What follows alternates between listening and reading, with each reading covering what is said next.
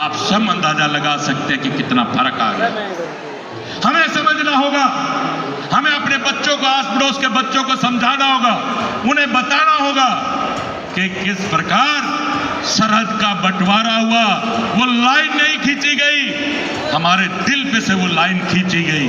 वो कहते थे दिल में बसे थे मगर उजड़ रहे थे, क्योंकि उस समय का जो प्यार मोहब्बत थी वो ये कल्पना कर रहे होंगे कि दिल में बसे थे मगर उजड़ रहे थे। हम मोहब्बत की जंग लड़ रहे थे। बात ऐसी कोई बात ना थी, बात ऐसी कोई बात ना थी, हम उसी बात पर लड़ रहे थे। एक ही दिन में ये सब कुछ नहीं हुआ, एक ही दिन में ये सब कुछ नहीं हुआ। हम कई रोज से बिछड़ रहे थे। जो षड्यंत्रकारियों ने षड्यंत्र रचा, कोई एक दिन में षड्यंत्र नहीं रचा गया।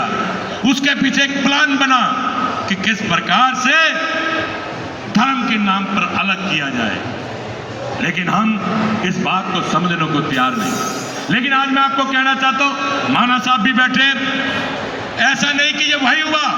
हमारे हरियाणा के अंदर फिर एक बार गदर हुआ, 2016 के अंदर फिर आगजनी की गई, फिर उसी प्रकार से हम लोगों की दुकानों को टारगेट कर जलाया गया।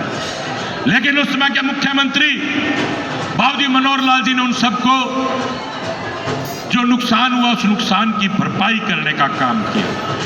मैं कहता हूं जुबान तो खोल, जुबान तो खोल, नजर तो मिला, जुबान तो खोल, नजर तो मिला, जवाब तो दे, मैं कितनी बार लूटा हिसाब तो दे। क्या हम बार बार लूटते रहेंगे? लूट कर आए, लूटने के बाद हमारे पूर्वजों ने मांसाखोरी की, साइकिलों पे किया, अपनी दुकानदारी की, साइकिलों पे सब्जी बेचने का काम किया, साइकिलों पे सूट बेचने का काम किया। ये उन्हीं का परिणाम है कि आज आप हर जगत में कामयाब हैं, चाहे वो शिक्षा का जगत हो, चाहे वो आप सेना में हो, चाहे वो फिल्म इंडस्ट्री में हो, चाहे औद्योगिक क्षेत्र में हो, चाहे वो राजनीतिक क्षेत्र में हो। आज आप उन्हीं का परिणाम है कि आज आप इस प्रकार से हम लोग हर क्षेत्र में कामयाब हुए। छोटे से छोटा काम किया, लेकिन किसी के आगे हाथ फैलाने का काम नहीं किया। जब तक हम अपने बच्चों को कि हम लोगों के बुजुर्गों ने कितने कितने जुल्म से, कितने कितने गदर से, भाई मेरे पास आ गए, मेरे को भी जल्दी वाणी को विराम देना पड़ेगा, तो मैं यही आप लोगों को कहना चाहता हूं।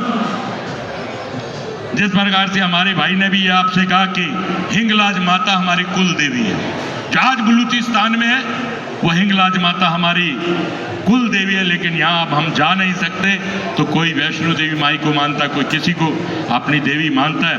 तो इस प्रकार से मैं तो आप लोगों से यही निवेदन प्रार्थना करता हूँ कि सब एकत्रित रहिए, साथ दीजिए और अरोड़ा खत्री लिखवाइए जनगणना में, ना कि ये लिखवाइए कि पंजाबी है।